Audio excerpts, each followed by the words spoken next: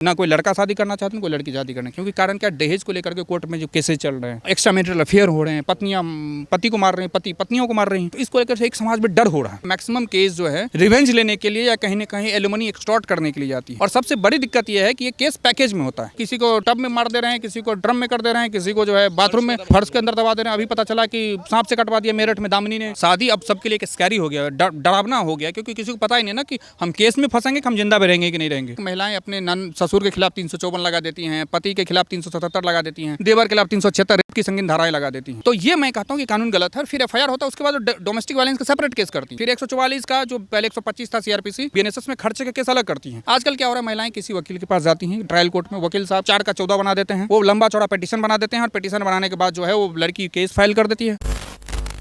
नमस्ते, मैं हूं शुभम और आपने देखना शुरू कर दिया है वो। हमारे देश में दहेज उत्पीड़न के तमाम मुकदमे दर्ज होते हैं और उन मुकदमों के बाद तमाम युवक जो हैं, जो शादीशुदा युवक होते हैं, आपने पिछले मामले कई ऐसे देखे होंगे जो युवक सुसाइड कर लेते हैं। इस मुद्दे पर बातचीत करने के लिए मेरी मौजूदगी सुप्रीम कोर्ट में है और हमारे साथ वरिष्ठ अधिवक्ता सूरज झा जी मौजूद हैं।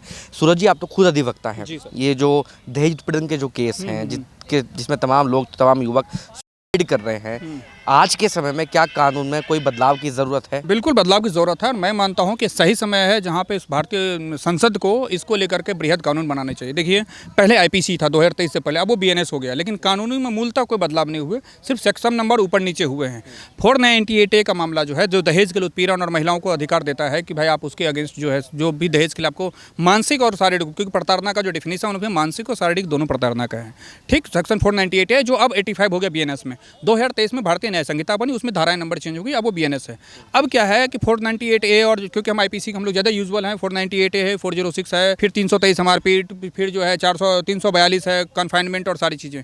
पहले जो महिलाओं के हित के लिए जो कानून बनाए गए हैं वो ये है कि दहेज की वजह से आपको पति, सास, ससुर, इन लॉज कोई परेशान ना करे। लेकिन जो सिनेरियो अभी का सिनेरियो चल रहा है, मैं एक अधिवक्ता हूँ और मेरा मैटर यहाँ भी लगता है और ऑनरेबल डिस्ट्रिक्ट कोर्ट्स में भी कई बार हमें जाना पड़ता है। मैं ये देखता हूँ कि वहाँ मैक्सिमम केस जो है रिवेंज लेने के लिए या कहीं ना कहीं एलिमनी एक्सटॉर्ट करने के लिए जाती है। और सबसे बड़ी दिक्कत यह है कि ये केस पैकेज में होता है। पैकेज इस सेंस में मैं कह रहा हूँ पैकेज का, ऑनरेबल सुप्रीम कोर्ट भी कई बार सजेशन दिया है कि इस तरीके से केस ना करें कि अगर 498 कर दिए पुलिस वाले के पास, जैसे दिल्ली का, मैं एक उदाहरण देता हूँ, दिल्ली में किसी महिला ने शिकायत कर दी तो पता चला कि वो CAW सेल में जाएगा, क्योंकि दिल्ली में डायरेक्ट 498 की एफआईआर नहीं होती है, आपको CAW सेल जाना पड़ेगा। क्राइम अगेंस्ट वुमेन एक वो है, सेल है, पुलिस अंदर के थाने के अंदर ही एक सेल होता है। उसमें फिर आपकी सोशल पहले काउंसलिंग होगी, पहले आपको इन लॉज को बुलाया जाएगा, इन लॉज आएंगे और फिर सारा चीज़ वहाँ पे एक रकम तय होती है कि भाई मान लीजिए 1 लाख, 1 करोड़, 1.5 करोड़, 2 करोड़ जो भी है। उसके बाद फिर अगर वो मान लीजिए वहाँ सेटल हो गया तो ठीक, एफआईआर नहीं होती है।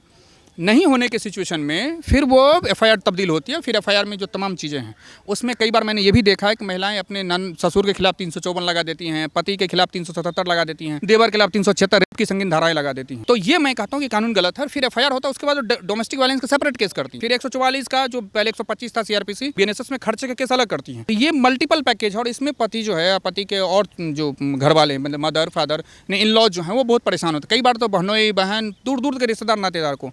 इस पर ऑनरेबल सुप्रीम कोर्ट ने Ernest Kumar state of Bihar के केस में कहा कि 498A में आप डायरेक्ट एफआईआर गिरफ्तार नहीं कर। पहले क्या होता था, पूरे परिवार, एक बहू ने और कंप्लेन कर दी पुलिस में, पुलिस 498A के केस करेगी और पूरे नंदोई, दूर दूर भांजा भांजी सबको उठा लेते थे। सबका चलो जी, सब लोग जेल जाओ, सब लोग अपना अपना बेल कराओ, सब लोग तारीख भुगतो।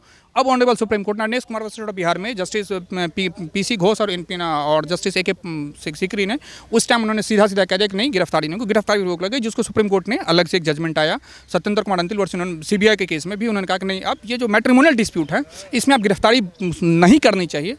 और सुप्रीम कोर्ट ने Preeti Gupta versus state of Jharkhand का केस हो, चाहे अभी एक सुप्रीम कोर्ट का बहुत अच्छा जजमेंट आया है Gaddam Jhansi versus state of Telangana, justice N Koteshwar Singh का जजमेंट है, उसमें स्पेशली पैरा नंबर 31 से 35 तक बताया गया है कि महिला जो भी प्रार्थनी है जिसके साथ कुछ गलत हुआ है उसको कंप्लेन के अंदर, 498A कंप्लेन है, चाहे DB कंप्लेन है, एक एक आदमी पे जो आरोप लगा रही वो आरोप इंडिविजुअल होने चाहिए। ये नहीं कि हाँ जी ससुर जी ने किया था, ससुर पे क्या आरोप है सेपरेट होनी चाहिए, सास पे क्या आरोप सेपरेट होनी चाहिए। आजकल क्या हो रहा है, महिलाएं किसी वकील के पास जाती हैं, ट्रायल कोर्ट में वकील साहब 4 का 14 बना देते हैं, वो लंबा चौड़ा पिटीशन बना देते हैं और पिटीशन बनाने के बाद जो है वो लड़की केस फाइल कर देती है।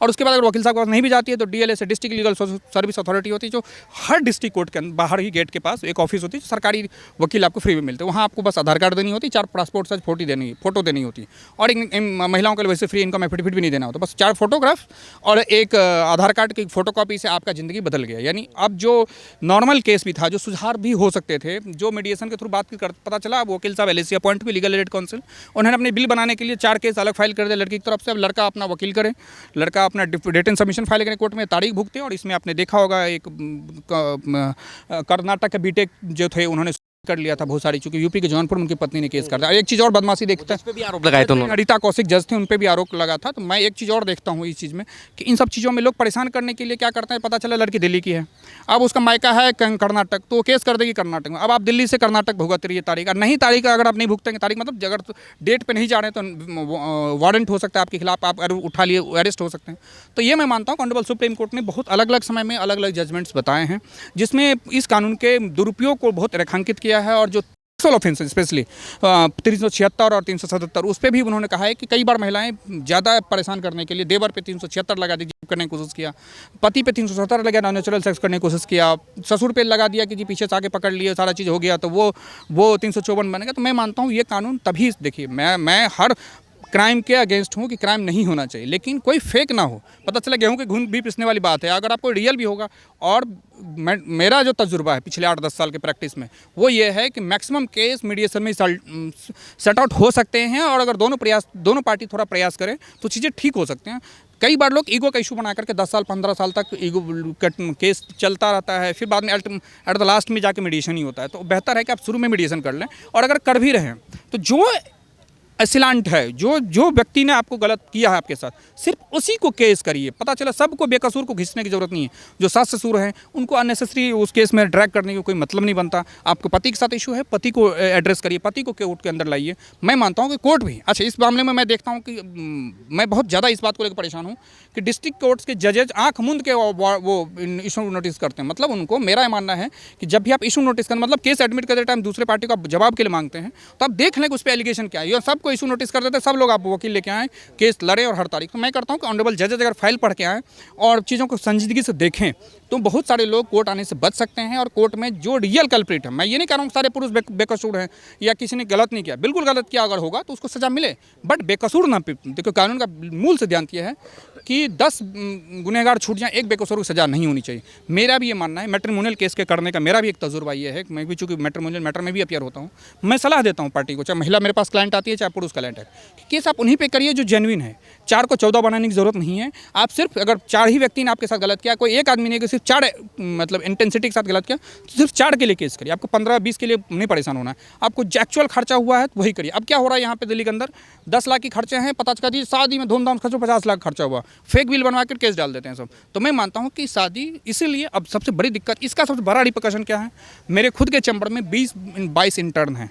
उसमें हम लोग दो लोग, चूँकि जो मेन वकील हूँ मैं और मेरे विशाल जी चैम्बर पार्टनर, वो हम 2 मैरिड हैं, अदरवाइज सब लोग जो हैं बैचलर हैं। ना कोई लड़का शादी करना चाहते हैं, कोई लड़की शादी करना, क्योंकि कारण क्या, दहेज को लेकर के कोर्ट में जो केसेस चल रहे हैं, एक्स्ट्रा मैरिटल अफेयर हो रहे हैं, पत्नियां पति को मार रही हैं, पति पत्नियों को मार रही हैं, तो इसको लेकर से एक समाज में डर हो रहा है। तो मैं मानता हूँ कि आप अगर सही वे में जाएंगे, थोड़ा झुक आप जाओ, मतलब एक कदम वो वाली बात, मीडिएशन के थ्रू जाएंगे। तो इसलिए सुप्रीम कोर्ट ने मीडिएशन के भी तमाम के ऑप्शन देते हैं। डिस्ट्रिक्ट कोर्ट में मीडिएशन के लिए जजेज ऑफर करते हैं कि मीडिएशन बैठ जाइए। तो मैं मानता हूँ मीडिएशन बैठिए, और जो जेन्युइन खर्च हैं सिर्फ उसी की बात करें। अननेसेसरी नहीं कि 10 लाख खर्चा हो 1.5 करोड़ डिमांड करते हैं। मैं ऐसे केस देखता हूँ जहाँ पे 10-12 लाख की मिनिमम खर्च था और वहाँ 1-1 करोड़ की डिमांड हो रही है। 1 करोड़ अब लाजमी से लड़का नहीं दे पाएगा, केस चला रहे हैं, फिर पता चल रहा है लड़का किसी तरीके से लोन लेके 40 लाख 30 लाख तक देने की जुगाड़ किया, फिर जाकर क्वेश्चनिंग होती है। तो मैं कहूँगा कि ऑनरेबल कोर्ट, और एक सबसे बड़ी चीज़ मैं कहूँगा, जो IPC है 498 है, वो कंपाउंडेबल नहीं है। तो मेरा मानना है कि उस पर्टिकुलर सेक्शन को अमेंडमेंट करके अगर कंपाउंडेबल बना देंगे। कंपाउंडेबल ये होता है जो व्यक्ति केस करता है वही व्यक्ति वापस ले सकता है उसी कोर्ट में। ये चूंकि कंपाउंडेबल ऑफेंस नहीं है अंडर CRPC या BNSS, तो उसके लिए हाई कोर्ट क्वेश्चन के लेना पड़ता है। तो हाई कोर्ट पे भी एक्स्ट्रा बर्डन पड़ता है। तो मैं मानता हूँ अगर कंपाउंडेबल कर देंगे तो वो केस उसी नीचे न्यायालय से खत्म हो जाएगा, उसके लिए हाई कोर्ट आने की जरूरत नहीं पड़ेगी। क्योंकि आप हाई कोर्ट आएंगे तो लाजमी सी बात है, वकील पे खर्चा देना पड़ेगा, जजेज के प्रेशर बढ़ता है, फाइलिंग बढ़ती है, सारी चीज़ होती है। तो मैं मानता हूँ अगर इस ऑफेंस को आप कंपाउंडेबल कर देंगे तो मेरा मानना है कि बहुत सारी लिटिगेशन हो जाएगा।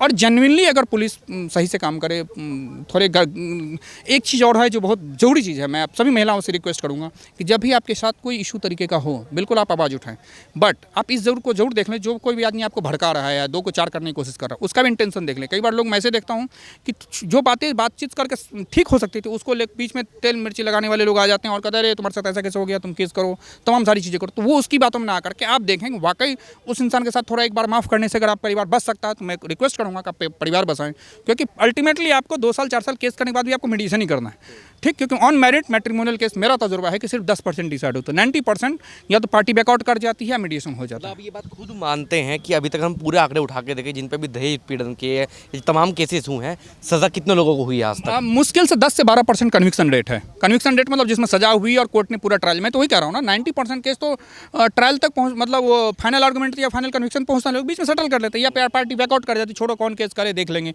मीडिएशन हो जाता, केस वापस हो, तमाम सारी चीज़ें। तो मेरा वही मैं कह रहा हूँ, कन्विक्शन रेट मिनिमम है तो बेहतर है कि थोड़ा आप झुक जाएँ, थोड़ा आप झुक जाएँ। अगर चीज़ें सॉरी बोलने से चीज़ें हो सकती हैं। अभी मैंने देखा 30 हज़ारी कोर्ट में एक बहुत अच्छा लगा मुझे कि डाइवोर्स हो गया, डाइवोर्स का डिग्री हाथ में है, उसके बाद दोनों ने फाड़ा और फिर गले मिले और फिर परिवार गए। तो मैं मानता हूँ अगर आपको ये चीज़ कोशिश करिए कि ये फाड़ना ना पड़े, कोर्ट तक पहुँचे ना, अब बेहतर है कि घर पे 2 बीच लोगों को बुला ले। और कोर्ट में भी अगर आप कोर्ट ही आने की नौबत, कई बार ऐसा था नौबत कोर्ट आने तक हो जाता है, आप कोर्ट में उतना ही आइए जितने पार्ट के लिए आपके साथ गलत हुआ।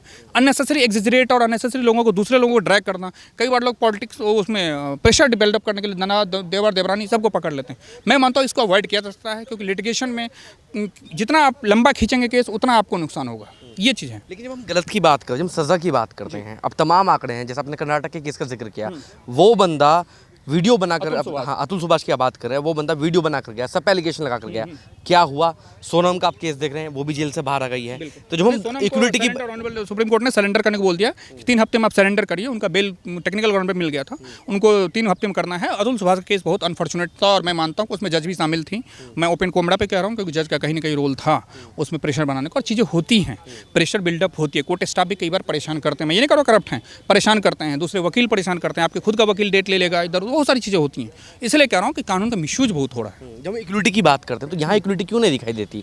क्या अगर तमाम आप आंकड़े उठा के देखें, जितने आज पुरुष मर रहे हैं, जैसे अभी टूषण शर्मा वाला केस हुआ, तमाम ऐसे केस हुए, खूब हंगामा मचा, लेकिन अतुल सुभाष वाले केस में आपने किसी को भी लड़ाई लड़ते देखा? समाज में लोग उतरे, सड़कों पर लोग उतरे उनको न्याय दिलाने के लिए? नहीं उतरे, और ये ज़रूरी है। और मैं मानता हूँ कि ये अतुल सुभाष के बाद एक जज साहब दिल्ली के अंकित शर्मा, कड़कड़डुमा के जज साहब, तो उन्होंने कर लिया। बहुत सारे पुरुष हैं जिनको बहुत सारे केसेज में परेशान होना पड़ता है, अब फेक केसेज में, और पता चलता है कि आपने देखा होगा कि एक लड़की थी, पंजाबी लड़की, जिसने एक फर्जी कंप्लेंट रेप केस फाइल कर दिया, लड़की कनाडा चले गई, बाद में केस वापस हुआ। मैं इसलिए कह रहा हूँ कि आपके जो रक्षा के लिए, महिलाओं से विशेष अनुरोध करता हूँ कि जो आपके रक्षाओं के लिए जो कानून बनाएगा उसका दुरुपयोग ना करें, तो फिर क्या होगा कि जो रियल कल्प्रिट होगा वो बच निकलेगा। कोर्ट ये क्या होता है, जैसे आज के डेट में क्या है, कुछ जजेस भी ना ये समझ गए कि फेक केसेज हैं। अगर आप 498 का केस देखें या रेप केसेस देखें, जज को पता है या पीपी को पता है फेक है। इवन कि हम लोग को अगर आप फाइल देंगे ना, मैं आपको 10 मिनट बता सकता हूँ केस फेक है या जेन्युइन केस है, सबको पता होता है। बस ये है कि सब अपने अपने कोई ना कोई अपना कंसिडरेशन सबका होता है, लड़की को रहता है। हमारे पास भी कई कई बार तो केस नहीं बनता, नहीं जी परेशान करो, आप केस डालो, तो कई बार मजबूरी होती है, कई बार ऐसा होता है कि नहीं जो मना ही कर देते हैं। कई बार ऐसी चीज़ होती है, पार्टी रोने धोने लगती है, इमोशनल ब्लैकमेल, मेरे साथ ऐसा हो रहा है, 4 का 14 बनाने की प्रेशर होता है, सारी चीज़ मैं मानता हूँ हम लोग तो अवॉइड करते हैं। बेसिक कोशिश यही होती है कि आप लिटिगेशन को कम से कम रखेंगे, आपका परिवार सौहार्द रहेगा, और जब परिवार सौहार्द रहेगा तो आप देश के लिए कुछ कंस्ट्रक्टिव सोच पाएंगे। आज के टाइम में बहुत सारे युवा केस में ही फंसे हैं, तो अपनी पर्सनल लाइफ को फंसे हैं, प्रोफेशनल लाइफ में कैसे कर पाएंगे? अतुल सुभाष को देख लीजिए, वो कर्नाटक इंजीनियर था, उसको यूपी के जौनपुरा के केस करना पड़ता था, उसको हर महीने में 2 तारीख लगती थी, 2 पार्टी का टाने जाने का, और पत्नी खर्चा देना, सारी चीज़ें। और पत्नी पता चल रहा आजकल बहुत सारी चीज़ें वो हो रही हैं कि बहुत, जब देखिए इंस्टाग्राम खोलिए या कोई सोशल मीडिया, तो एक पति जो है कहीं डिवोर्स से होटल में पकड़े जा रहे हैं, बहुत सारी मार दे रही है सब। होटल तो छोड़ दिए, यहाँ पे किसी को टब में मार दे रहे हैं, किसी को ड्रम में कर दे रहे हैं, किसी को जो है बाथरूम में फर्श के अंदर दबा दे रहे हैं। अभी पता चला कि सांप से कटवा दिया मेरठ में दामिनी ने, फिर जो है फतेहपुर में देखा कि सांप से कटवा दिया, फतेहपुर में करंट लगा दिया। बहुत सारी चीज़ें हो रही हैं। मैं ये नहीं कर रहा हूँ लड़के नहीं कर रहा, लड़के भी कर रहे हैं, लेकिन जब महिलाएं भी आई हैं तो ये भी एक गलत मैसेज पेश कर रहे हैं समाज के अंदर पति को इस तरह का। अगर आपको नहीं बन रहा है, मैं सीधा कहूँगा, अभी सिया सची वो वाला केस होगा, अब सिया गोयल वाला केस, उसमें पहाड़ से धक्का दे दिया, आपको शादी नहीं करनी थी, अभी तो आप 302 में केस फेस कर रहे हो। तो मैं मानता हूँ कि आपको अगर नहीं बन रहा है तो आप पहले ही कर लीजिए। और हाँ, एक चीज़ और, मैं मानता हूँ कि भारत में कानून में एक प्रीनैप होनी चाहिए, प्री मेडिएशन, मतलब एक तरीके का एग्रीमेंट हो जाए शादी से पहले, क्योंकि शादी बाद में कल टूटे तो वो एग्रीमेंट बना के आपको कोर्ट में पेश कर सके, लेकिन उसके लिए कोई लॉ नहीं है। सही समय है पार्लियामेंट इस चीज़ को देखे। अब सर, जितने भी तमाम केसेस की हमने बात की, चाहे अतुल सुभाष हो, चाहे कोई भी केस हो, आप खुद एक युवक हैं, तमाम लड़कों में शादी करने के लिए डर महसूस हो रहा है कि कोई धक्का ना दे दे, कोई सांप से कटवा कर ना मार दे। इन सब पर रोक कैसे लगेगी? हाँ, इन सब पर रोक यही लगेगी कि लीगल अवेयरनेस हो और लोगों में वो जो मैं अभी वीडियो में बोल रहा था, प्रीनैप हो जाए, एक शादी से पहले एक एग्रीमेंट हो जाए उस तरीके से कि अगर किसी बीच में शादी टूटती है, जैसे हम लोग बिजनेस में करते हैं पार्टनरशिप एग्रीमेंट और दोस्त, तो अगर इस तरीके से अगर चीज़ें हो जाए और सेफ्टी कर रहे, तब चीज़ें दोनों एक दूसरे को सेफ्टी दे। आजकल पत्नियाँ भी मार रही हैं पति को, धक्का दे रही हैं, सब करवा दे रही हैं, नाले में डंप कर दे रही हैं, बहुत सारी चीज़ें बॉयफ्रेंड के साथ मिलकर। और पति के लिए भी ये चीज़ है कि वो भी किसी तरीके की हरासमेंट ना करे। तो अगर प्रीनैप हो जाए और केसेस जल्दी डिस्पोजल हो, तो मैं मानता हूँ कि शादी में विश्वास बहाल होगा। आप हमसे अगर व्यक्तिगत तजुर्बा पूछेंगे, जितने लोगों से मेरी बातचीत होती है, शादी अब सबके लिए एक स्कैरी हो गया, डरावना हो गया, क्योंकि किसी को पता ही नहीं ना कि हम केस में फंसेंगे कि हम जिंदा भी रहेंगे कि नहीं रहेंगे। अगर आप जनरली आप एक सर्वे करने चाहें तो मैक्सिमम लोग आपको शादी के लिए मना ही करेंगे। और ये डर अगर कंटिन्यू रहा या ये चीज़ें हुई तो मैं मानता हूँ कि शादी जैसे इंस्टीट्यूशन पे बहुत बड़ा धक्का लगेगा और सोसाइटी में क्योस होगा। जो आजकल वेस्टर्न वर्ल्ड में चल रहा है कि फैमिली टूट रही है, तो यहाँ भी फैमिली टूटेगी। कारण क्या है ना कि किसी को भरोसा नहीं तीसरे पे, सो रहा है कोई तकिया से दबा दे रहा है, तो पता कैसे चलेगा। और थोड़ी बात पे कोई चीज़ हुई, पता चला केस डाल दिए। फ्री का सिस्टम बंद होना चाहिए मेरे ख्याल से। सबसे बड़ा सही समझेंगे तो लीगल एड जो मिलते हैं फ्री में, फ्री टू लीगल, मैं मानता हूँ DLS में सबसे पहले बंद होना चाहिए। वो एक बड़ा जरिया है कि 1 से 4 केस बनता है। तो वो अगर केस बंद हुआ तो लिटरली जब दोनों पार्टी को, चाहे लड़का हो चाहे लड़की हो, अगर केस में वकील को पैसे देने पड़ेंगे, लीगल एक्सपेंसेस एक्सपेंड वो होंगे, महंगे होंगे, तो केस कम होगा। अभी क्या हो रहा, फ्री में हुआ, एक वकील साहब एक बोले, मुझे जाना था 1 केस करने के लिए, पता चला 3 केस और ले आए साथ में, तो उसमें लड़के के ऊपर बर्डन बढ़ता है 4 केस का। तो मैं मानता हूँ कि आप जितनी भी रेमेडी आपकी अवेलेबल हो, मिनिमम कोशिश करिए कि उसमें एग्जॉस्ट कम करना पड़े, कम से कम करना पड़े, क्योंकि लीगल रिकोर्स में जाकर के 10-12 केस फाइल कर दीजिए। अभी मैं एक केस डील कर रहा हूँ जिसमें 18 केस है, पत्नी हर दूसरे दिन कोई ना कोई नया केस डाल देती है, तो मैं उसमें लड़के को डिफेंड कर रहा हूँ। तो बार बार कई चीज़ें ऐसी दिक्कत होती है कि जो है नहीं भी राइट बन रहे, उसमें भी एग्जिजरेट करके चीज़ों को हाइप करके, एग्जिजरेट करके, अननेसेसरी का असेसमेंट दिखा करके केस ने कुछ लोग केस डालते हैं। तो उस चीज़ को अगर आप अवॉइड करेंगे तो मेरा ये मानना है कि लिटिगेशन, मैट्रिमोनियल डिस्प्यूट कम से कम होंगे और शादी जो मैरिज जैसा सेक्रेट इंस्टीट्यूशन था वो स्कैरी ना होकर के एक इंजॉयफुल होगा। और बेहतर है कि सोसाइटी में अच्छा हम एक मैसेज दे पाएँ। जब हम दहेज की बात करते हैं कि गाड़ी मांगी गई और इतनी ज्वेलरी मांगी गई, इतना कैश मांगा गया, अभी तक जितनी भी शादी हमने देखी, जितने भी तमाम केस देखे, आजकल मांगने वाला सिस्टम थोड़ा खत्म सा हो गया है। बाकी ये है कि अब लड़का अगर कामयाब है, जैसा फॉर एग्जांपल एक लड़का अच्छा वकील है, अच्छा लॉयर है, तो वो जो उसके लड़की का जो पिता है वो उसके अकॉर्डिंग रिश्ता ढूंढेगा जितनी उसकी हैसियत होगी।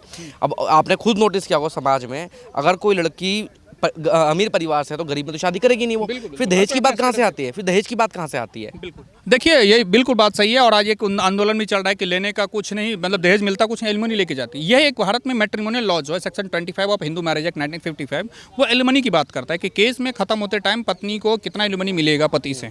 ये बड़ा डरावना सच है कि आज के टाइम में दहेज बिल्कुल नहीं मिलता है। और अगर आप हम ही लोग देखते हैं, जब नीचे की कोर्ट से, डिस्ट्रिक्ट कोर्ट से केस ऊपर आते हैं, सुप्रीम कोर्ट, हाई कोर्ट, तो पता चला शादी में अगर 10 लाख का खर्चा हुआ तो पत्नी ने लिखवा दिया, शादी धूमधाम से भी 50 लाख दिए गए। लेकिन वो अपनी मर्जी से किया है ना। एग्जैक्टली यही मैं कह रहा हूँ। लेकिन वही समस्या है, चाहे लव मैरिज हो, चाहे अरेंज मैरिज हो, चाहे शादी बिना दहेज का हुआ हो, लेकिन जब केस करते हैं तो फेक बिल बनवा करके लोग 50 लाख की शादी दिखा देंगे, कच्चा बिल पक्का बिल बनवा करके इधर उधर करके, GST इधर उधर करके, और फिर उसके बाद एलिगेशन लगा देंगे। जो एलिगेशन नहीं भी सस्टेन करता वो भी लगा देते प्रमा फंसा है।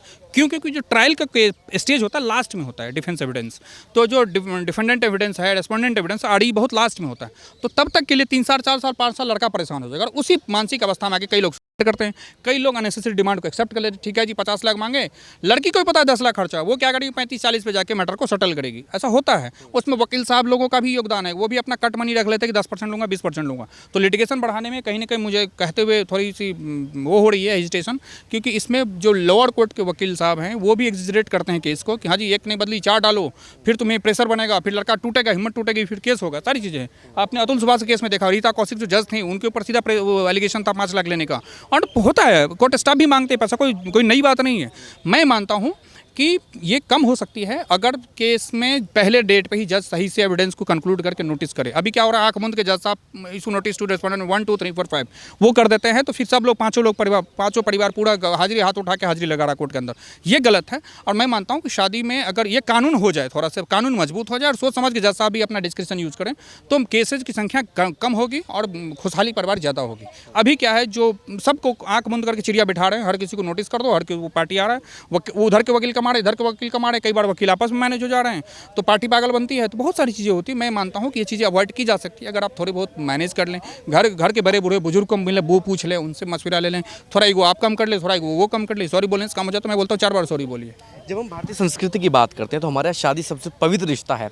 अब आजकल आप ये मान लीजिए विदेश की या वेस्टर्न की जो हम लोग कॉपी कर रहे हैं, तो अब जो शादी है, अब वो जो एक अच्छा रिश्ता माना जाता है, तो उससे लोग डर रहे हैं तमाम लोग। हाँ, बिल्कुल डर रहे हैं। शादी तो मैं कह रहा हूँ कि मेरे यहाँ 30 इंटर्न है, 30 में से किसी से पूछ लीजिए, शादी कोई नहीं करना चाह रहा है। कारण जब हम लिव इन जैसी चीज़ें देखते हैं कि लिव इन का आप सर्टिफिकेट बना ले, तो हमारी संस्कृति कहाँ है? एक तरफ में संस्कृति को भी बचाना है, एक तरफ हम ऐसी भी परमिशन दे रहे हैं जिस समाज में दुष्प्रभाव फैलेगा। बिल्कुल दुष्प्रभाव फैलेगा। और भारत के जो मैं मानता हूँ कि भारत का जो समाज है वो अभी भी आध्यात्मिक है। और अभी लेकिन एक दिक्कत है कि हम ट्रांजिशनल फेज में, हम वेस्ट को कॉपी कर रहे हैं, लेकिन हम पूरी तरह वेस्ट भी नहीं हो पाए ना। हम ईस्ट अपने मूल को हम छोड़ चुके हैं, वेस्ट को कॉपी कर रहे हैं। हम त्रिशंकु की तरह कहीं ना कहीं बीच में लटक रहे हैं। तो मैं मानता हूँ कि अगर आपको लिविंग में रहना है तो फिर फुल्ली तरीके से रहिए। पहली बात तो लिविंग में समस्या ये है कि लिविंग का कोई वो पेपर बनता ही नहीं है। वो जो कहते हैं इंदिरा शर्मा का जजमेंट है, के वी शर्मा, पेटियामल शर्मा, DB एक्ट, वो लिविंग में आपका कोई स्टेटस नहीं है। लिविंग में सोशल स्टिग्मा बनता है। लेकिन मैं मानता हूँ कि अगर आपको लिविंग में रहना है तो तरीके से लॉ बननी चाहिए। सरकार ने इस पर अभी तक कोई लॉ नहीं बनाया। सुप्रीम कोर्ट के 2 जजमेंट है, डी पेचियामल वर्सेज पेलू स्वामी और इंदिरा शर्मा वर्सेज के वी शर्मा, जो लिविंग को डिफाइन करते हुए ये कहता है कि आप रहते हैं तो फिर उसमें महिलाओं के अधिकार बन जाते हैं। अगर आप लिविंग में किसी महिला के साथ 1 महीना रह लिए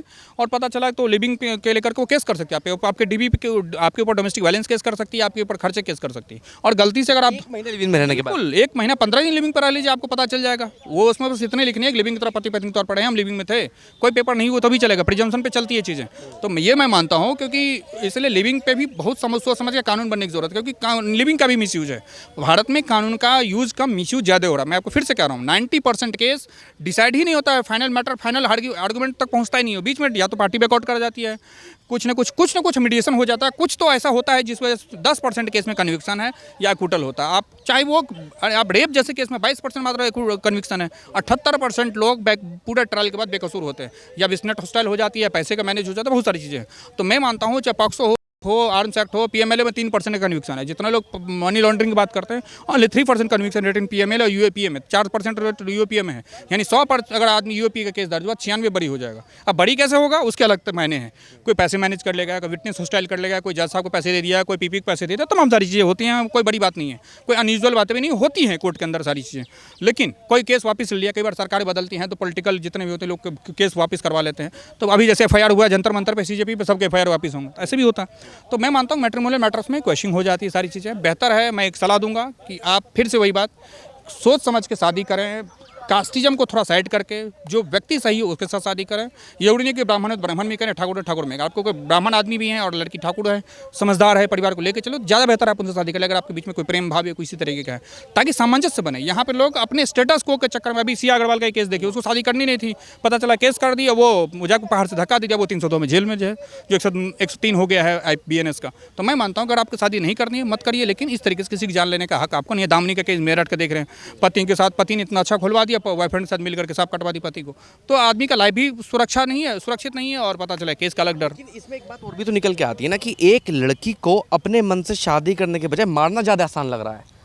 अपने परिवार में बातचीत करने के बजाय हो, या घर से भाग जाने की बजाय हो, या अपनी मर्जी से बताने के लिए समाज में, उसको मारना ज़्यादा आसान लग रहा है। अब वो इसलिए भी लग रहा है कि शादी के मसले पे लोग साथ बात करने से बचते हैं। लड़कियों को भी हेजिटेशन है, या फिर सोचते हैं कि सोसाइटी में क्या इम्पैक्ट पड़ेगा, सोशल स्टिग्मा वाली बात। अगर आपको वही मैं कह रहा हूँ शादी नहीं करनी थी, अभी देखिए जेल में आप रहेंगे, बेल भी होगी तो आप फिर ट्रायल तो चलेगा, बैक ऑफ द माइंड आपको चलेगा ना कि मर्डर ट्रायल आपके ऊपर चल रहा है, सारी चीज़ें हैं। फिर आपको कन्विक्शन होगा, घोटाला होगा, बात की बात है, 4-5 साल तो ट्रायल चलेगा। मेरा ही मानना है कि शादी को लेकर के पूरा परिवार बैठ के बात करे, और तरीके से अगर बात करेंगे तो कोई हल नहीं पसंद है बोल दीजिए सामने से कि हाँ जी हमें ये लड़का नहीं पसंद है पर्टिकुलर रीजन की वजह से।